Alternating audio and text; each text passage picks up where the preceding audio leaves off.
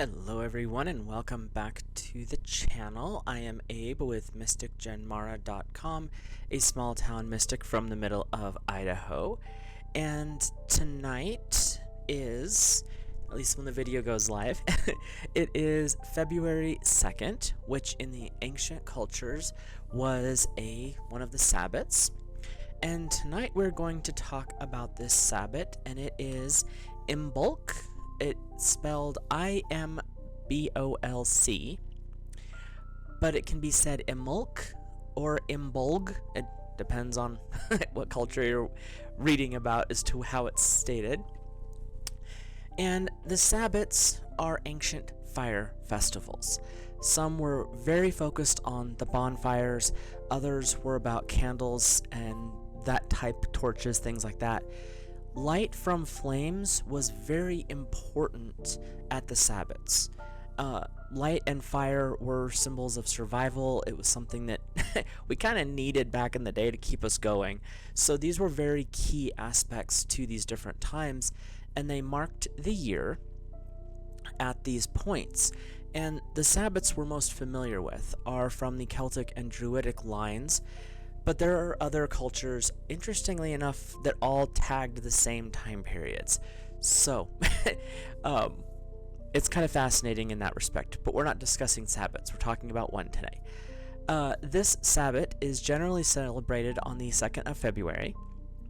Others say it can be the 1st of February or the 2nd. So, it's whatever feels right to you. I'm a traditionalist, so the 2nd of February is the time that I will celebrate this. It is said to be the halfway point between the winter solstice, December 21st, and the vernal or spring equinox, March 21st.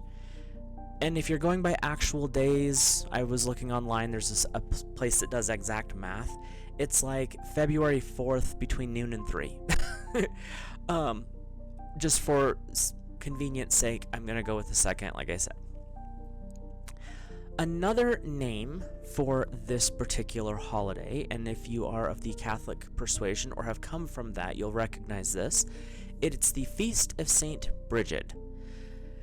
And it goes back beyond that. It's the celebration of the goddess Brigid.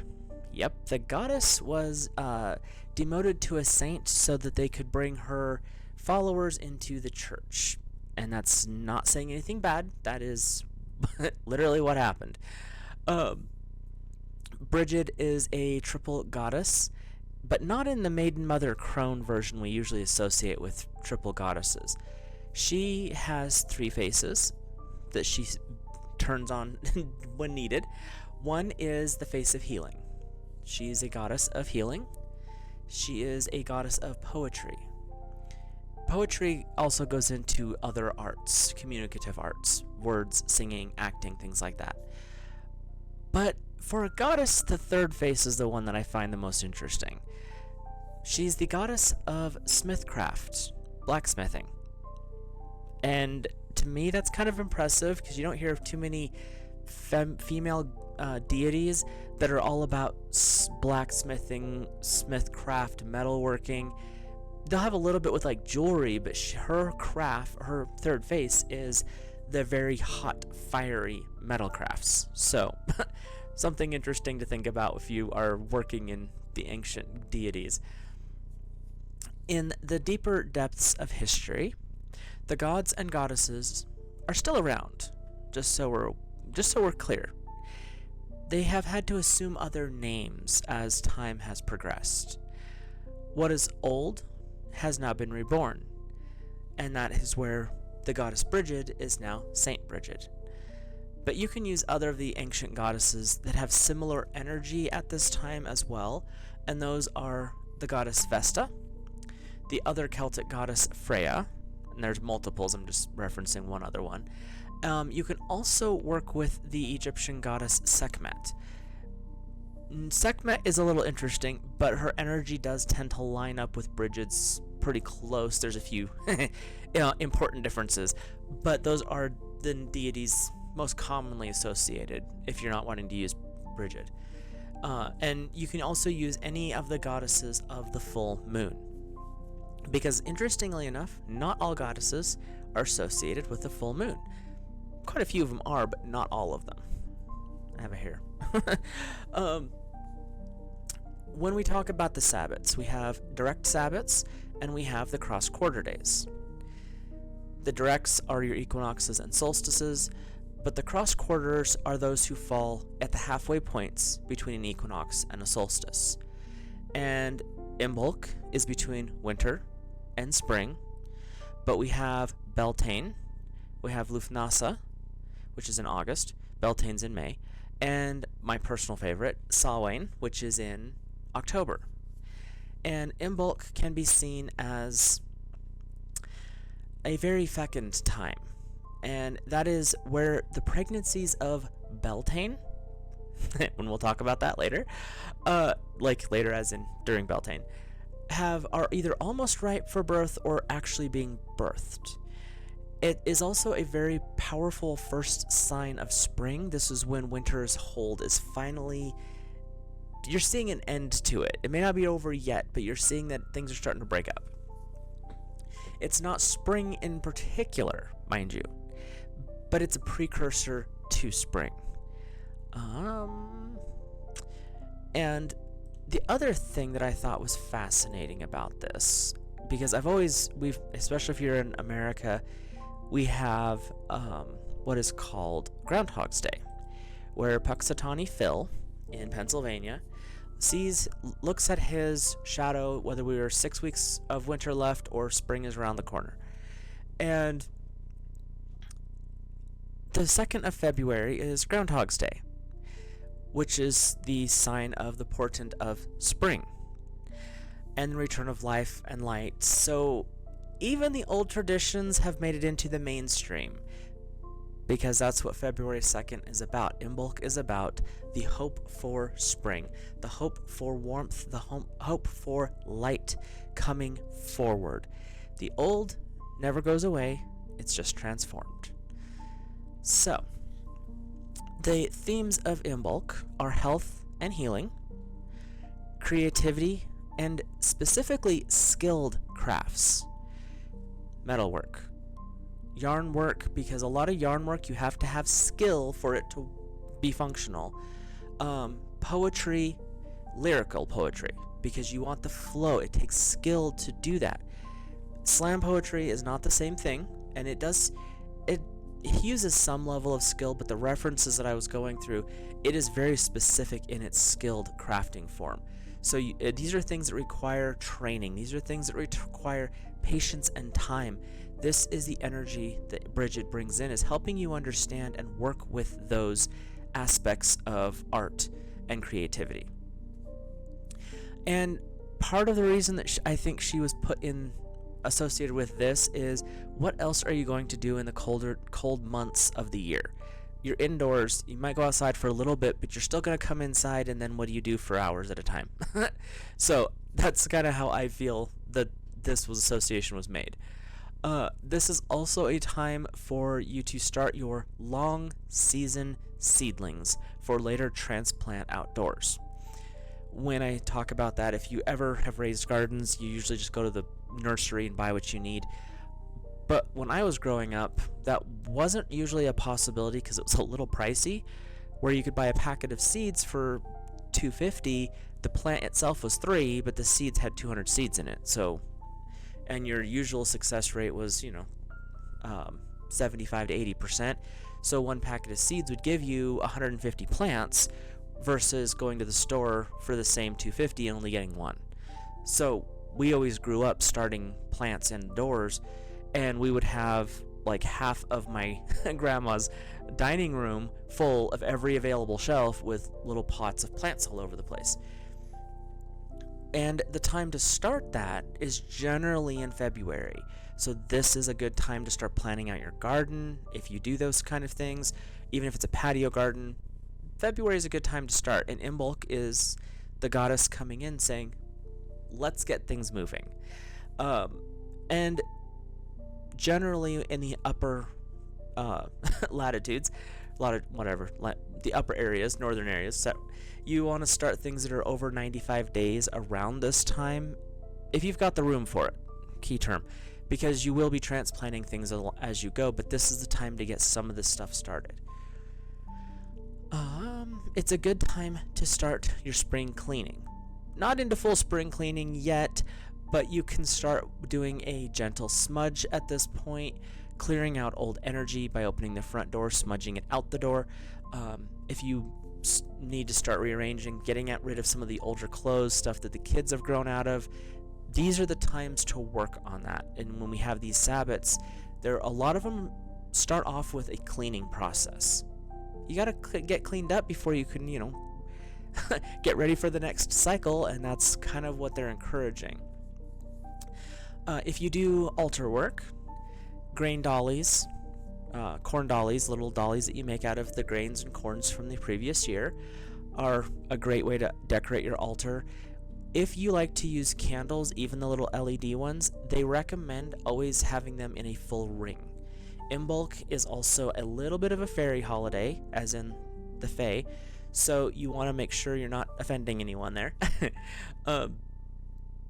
Colors you can work with are gold and silver, masculine, feminine. Any of the green colors, any shades, because green is a healing color, and it's a symbol of health. And winter flowers. And I had to look some of those up, but it's like the little snowdrop bulbs. Some of the crocuses, the winter crocuses, start to pop through the ground at this time. If the snow is really fading in your area, you might start seeing the narcissus popping up. This is a time when you start to notice these colors. Winter flowers tend to be whites and yellows. Once in a while you'll get some purples and stuff, but this is the time when those are coming forward. So if you're working with incenses or fragrances, soothing, uplifting, rose-scented, lilac, sage, those are kind of your basics. If you like to do offering stuff, milk or cream, if you want to really embrace the holiday, you would add a little bit of honey to it. You can have that on your altar during any ritual or any celebration, meditation that you do. And at the end of whatever exercise it is you're working on, you can pour this out on the earth as a offering to the goddess and the fairies. Another fun one that I found as I was digging around with this celebration, because I've always done my own thing alone, but if you have a family and you are incorporating them into different celebrations, this is a fun exercise, and it is to make a Brigid's cross. And I put a couple of links in the description below. You can click on those. One is colorfulcrafts.com. The other one is a YouTube video. And you can, if you can't find quality straw or reeds, which is generally what they use, I've seen a couple of places online say you can use paper straws. I'm not sure how well that's going to work. But pipe cleaners, the chenille pipe cleaners, or strips of paper, half-inch, quarter-inch strips of paper, are good ways to work with that as well. And you can incorporate a lot of color work if you're using the pipe cleaners or the paper. So there are some fun alternatives. And this is an interesting craft and kind of a fun craft to do if you've got kids. The children are the hope for the future, and Imbolc is hope for the future. So we've got a whole bunch of joining energies going on here. And this Sabbat in particular is the kids. Your kids are your hope for your future. They're the hope for all of your city's future and the country's future.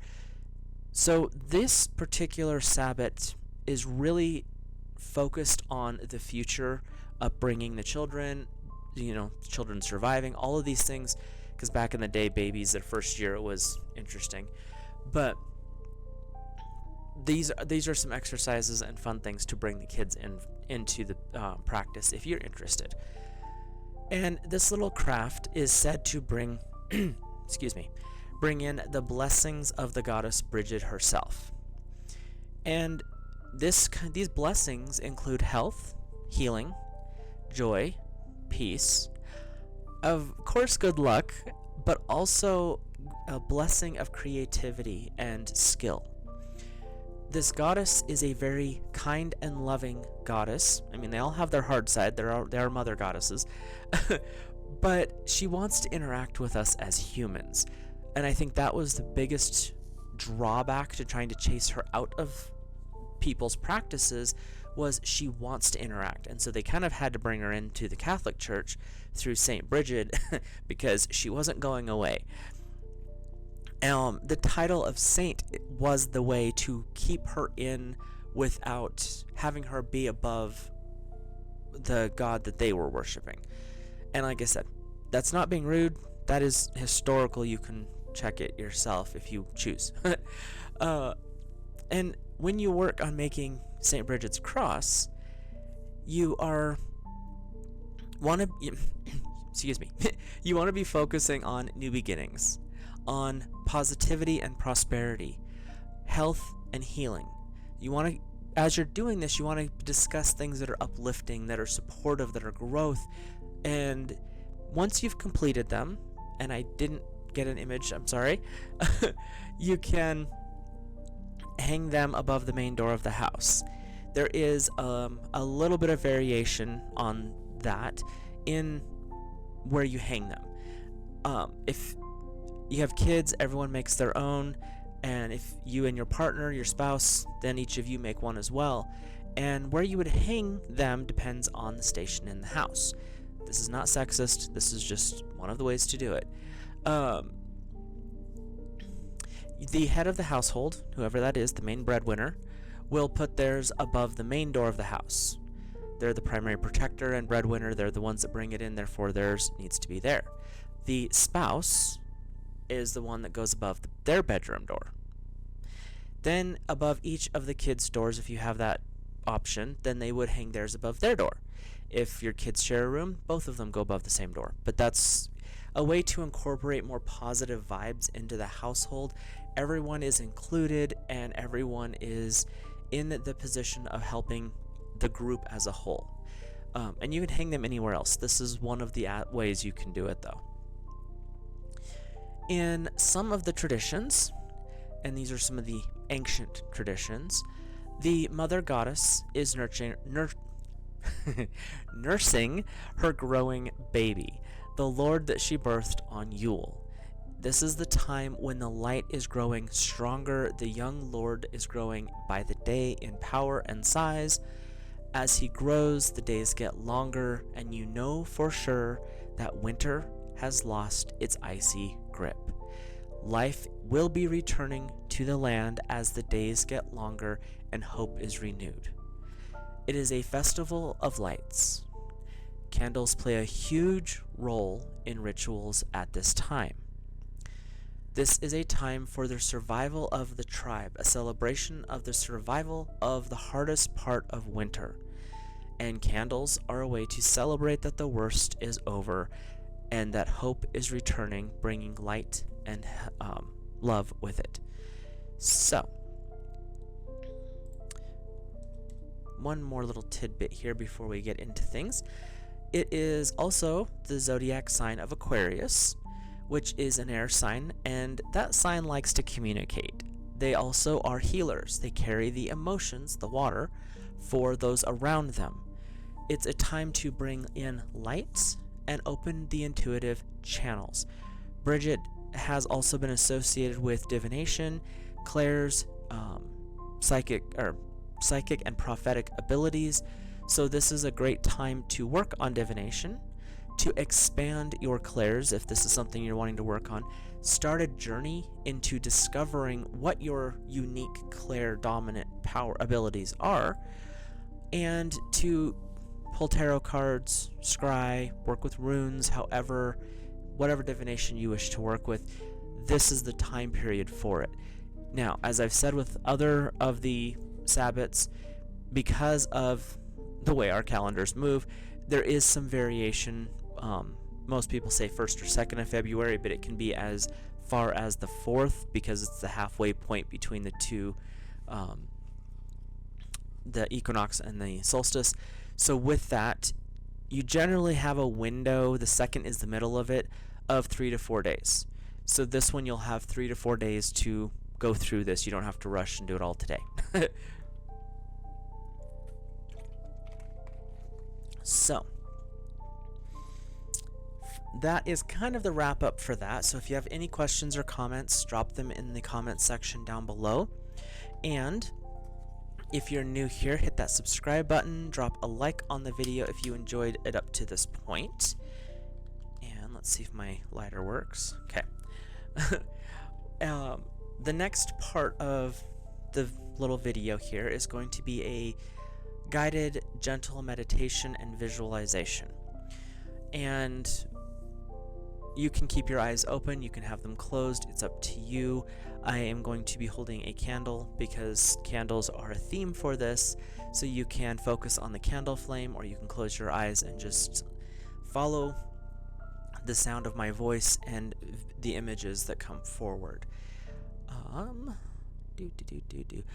I am going to, yeah, there we go. Make sure I have a little bit of background music. Hopefully it's not too loud for what we're doing here. Looks like we're good. So let's gaze gently. If the candle would focus, that would be awesome. There we go. Maybe. Let's gaze quietly at this candle flame.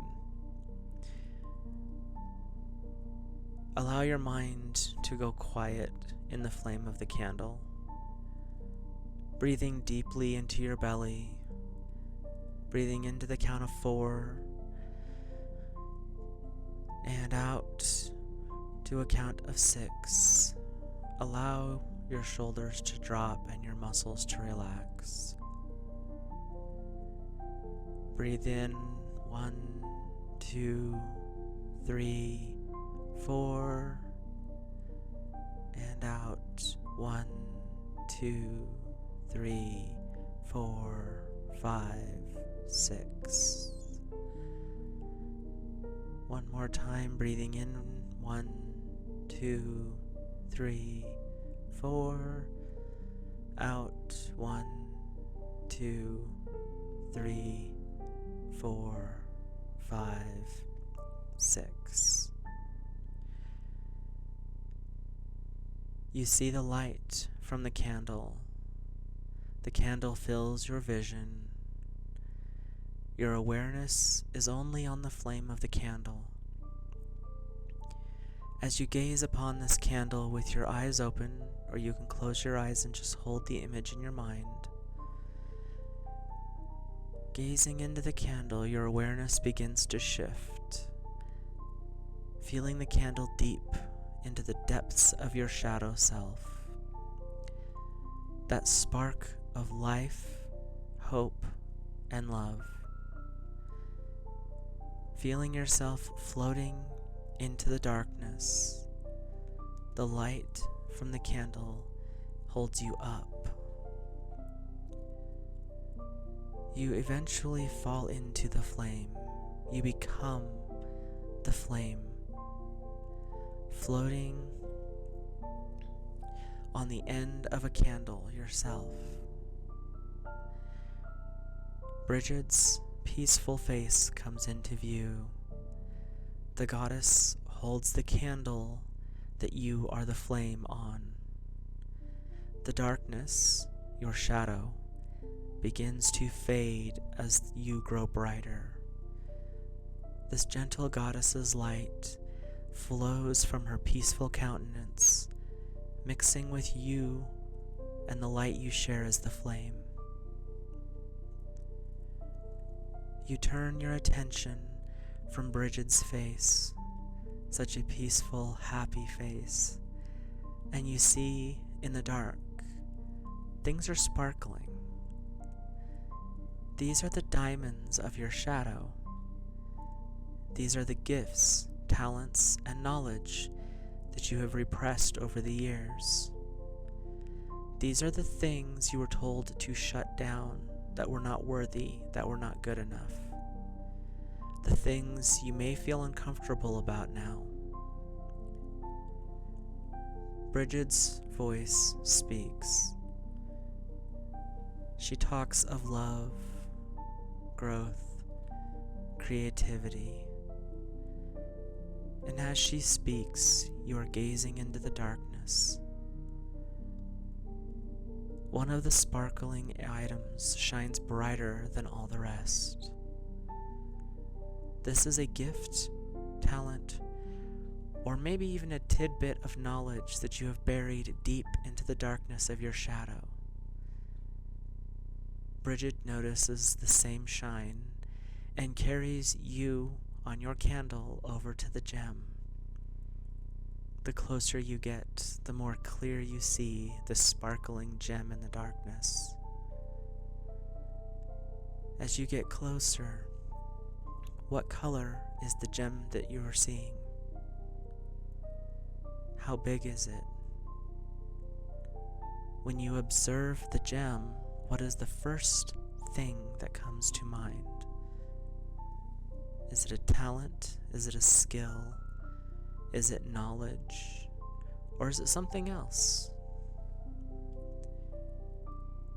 With her free hand, the goddess Brigid picks up this gem. She brings it up to the flame, up to you. This close, you see the reason that it was hidden. What was that reason? Was it a family member or a group of them telling you you didn't see those things? Was it a religious ideology or theology? Or was it something that society said wasn't right?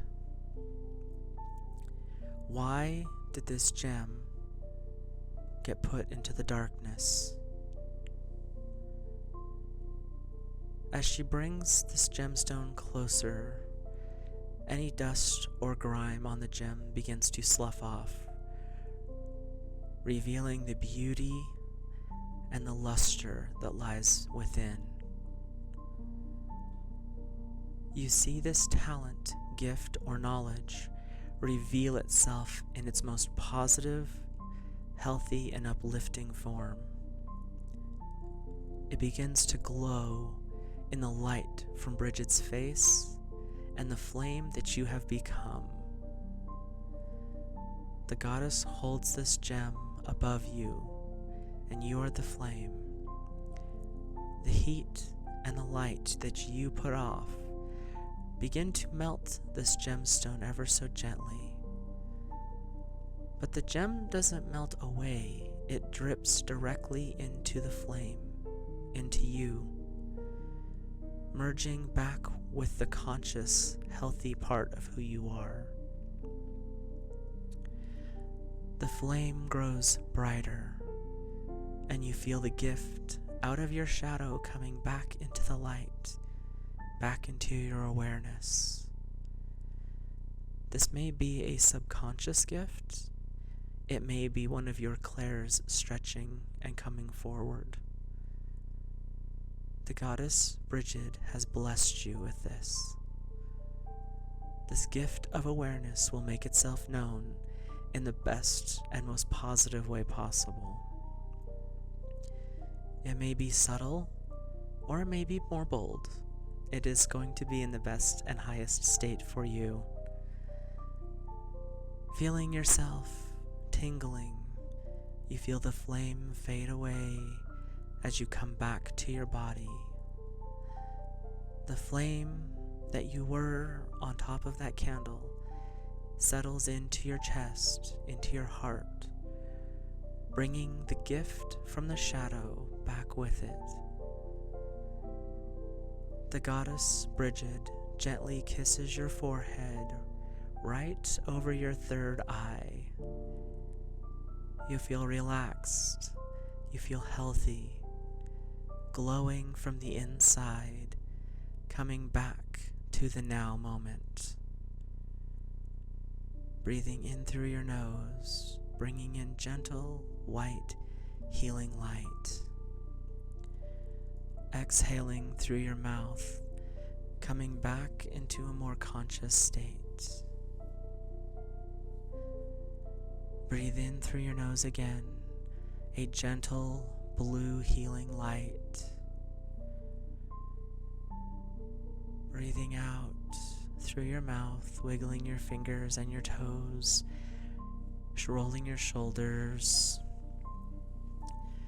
breathing in again, breathing deeply into your belly, holding your breath at the top of the inhale.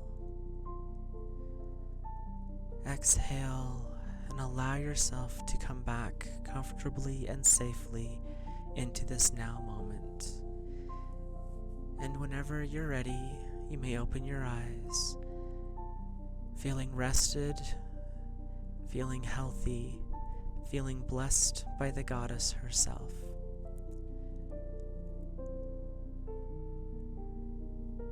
And with that, I will let you rest and bask in peace. Have a blessed and joyful Imbolc, and I will see you in the next video.